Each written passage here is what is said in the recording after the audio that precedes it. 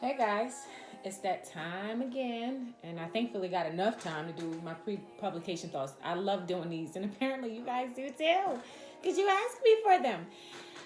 So we are at the 6 month stretch, and I am feeling like really like a fish out of water with not having had a fall release in 2019. But I explained to those of you who follow me on social media, what these past 6 months had looked like for me. Like, although I was supposed to take a month off, the month of September off, technically I did not. I had to tend to audiobooks and other admin business that the business requires. So I technically had no time off.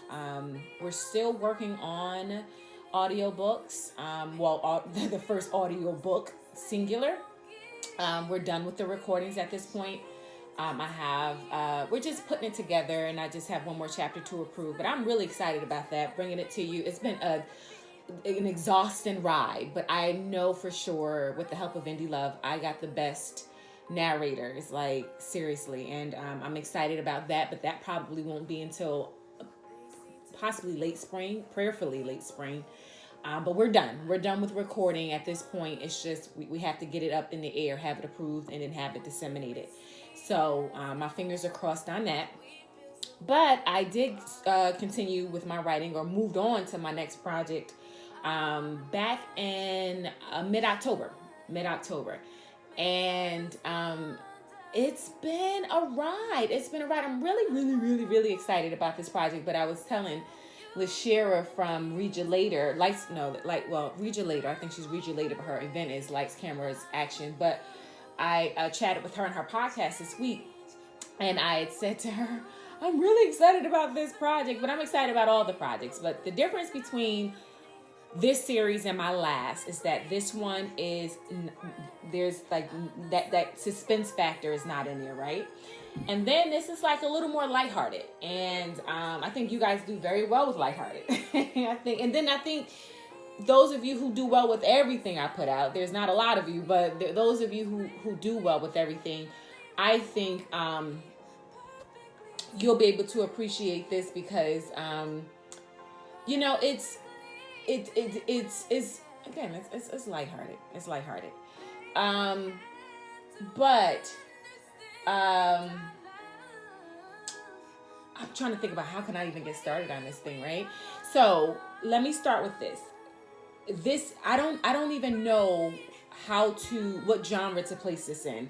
And I don't think I'm going to do anything different because it is a manipulated timeline. We are dealing with then and now, more of then, and it started 13 years ago on the campus of Blakewood University. So those of you who are followers or residents of the CCJ universe, you are familiar with Blakewood State University, or BSU.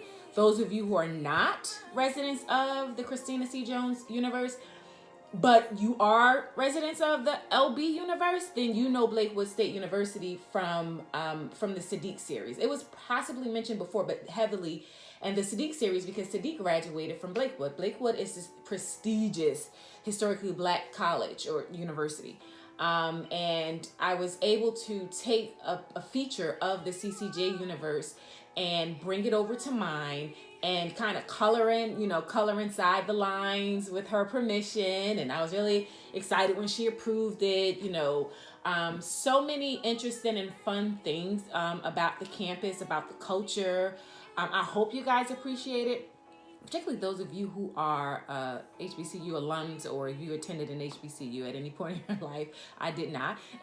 So I hope you're able to appreciate it.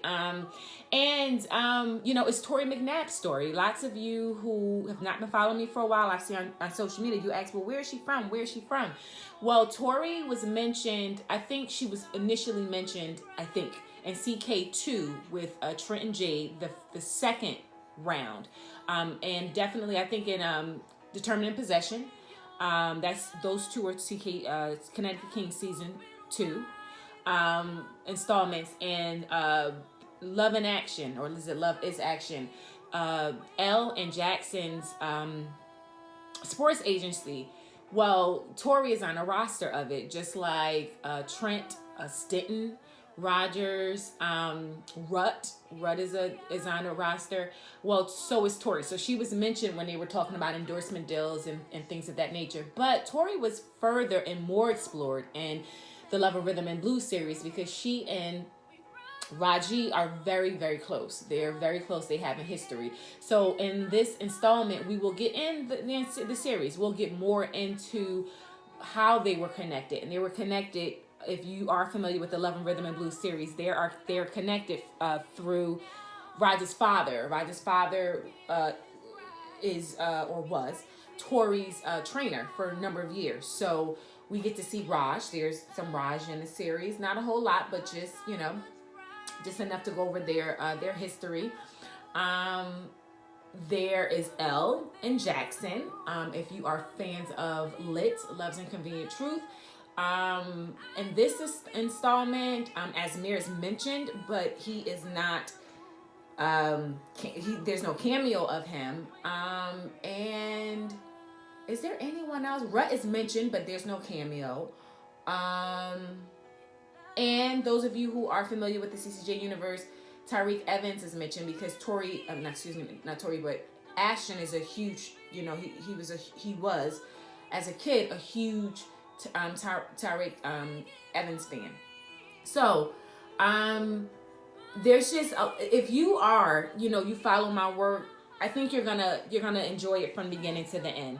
For those who are not as familiar and have not, gone over my entire backlog, there may be, it seems like a wealth of information. But for those who are familiar with me, it's not. It really is the LB fashion of kind of catching up or making placements of those characters you're familiar with, right? My previous clients, and seeing where do they fit in this timeline, right?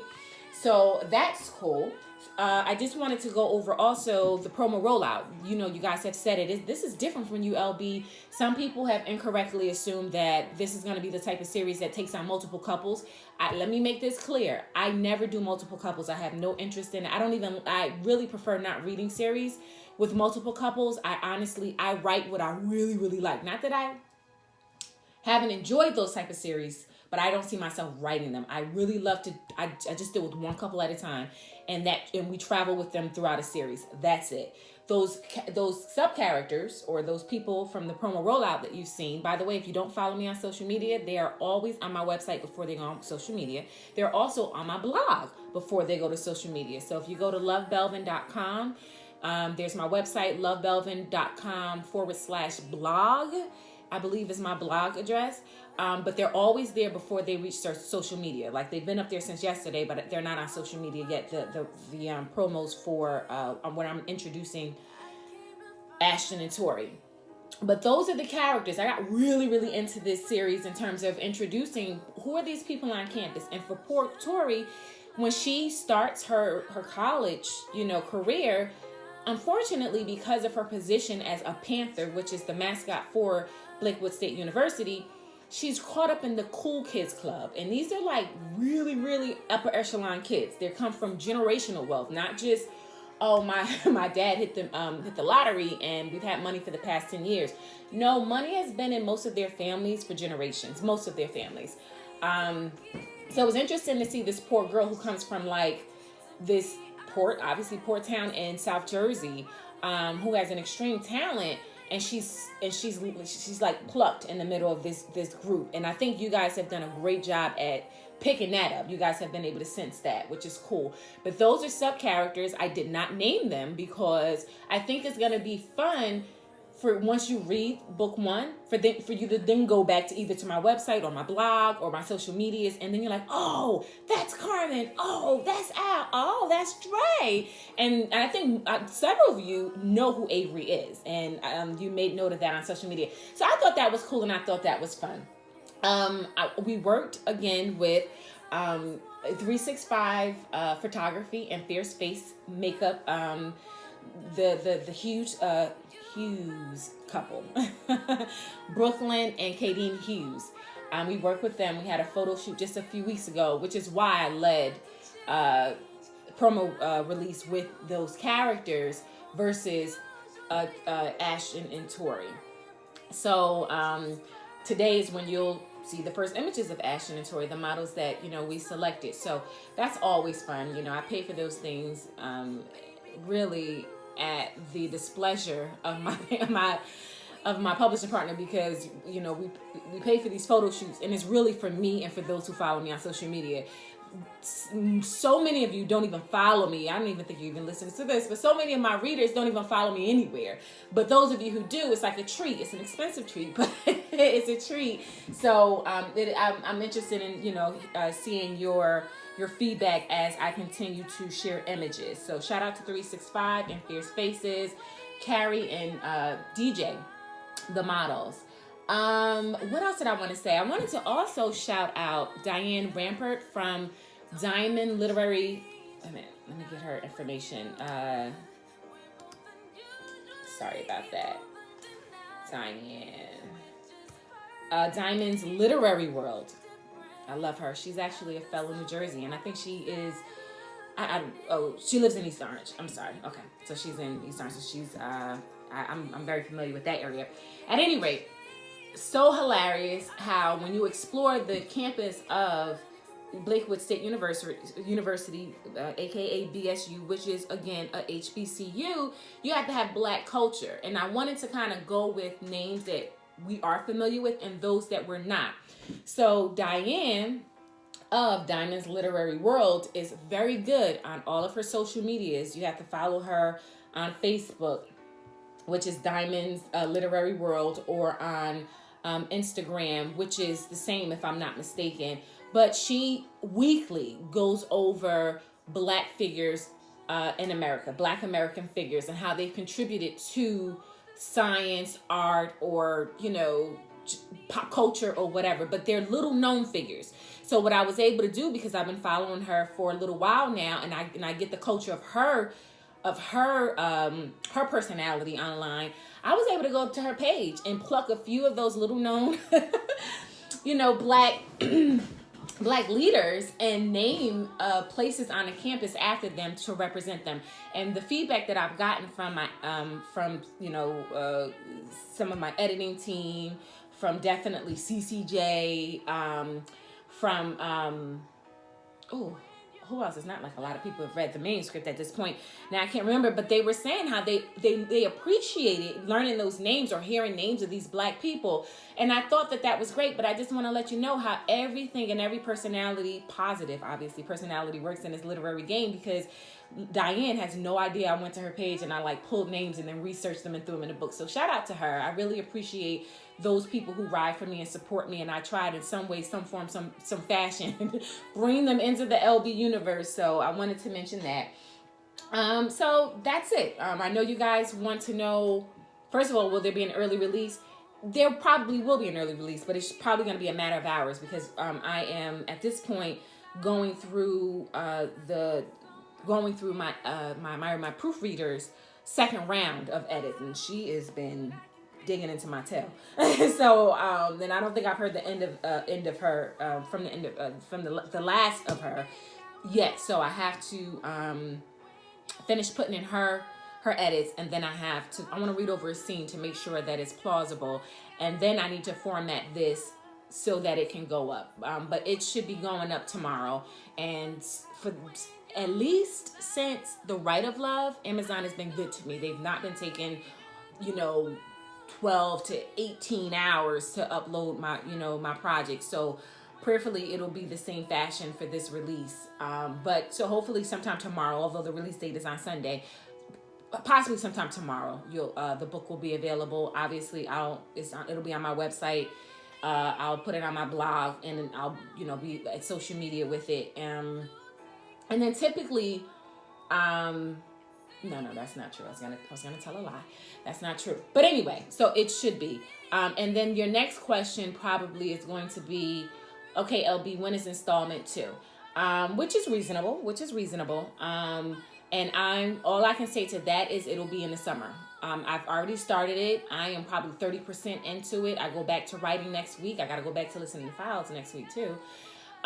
So I'm definitely writing it, and I really want to get it out, because I really felt uncomfortable not producing, even though everybody around was like, it's okay, you need to take it easy, but I really didn't take it easy. So I was like, at least some satisfaction I can get is sharing stories with people who love this, this place that I've made up in my head, and they enjoy it. So anyway, there's that.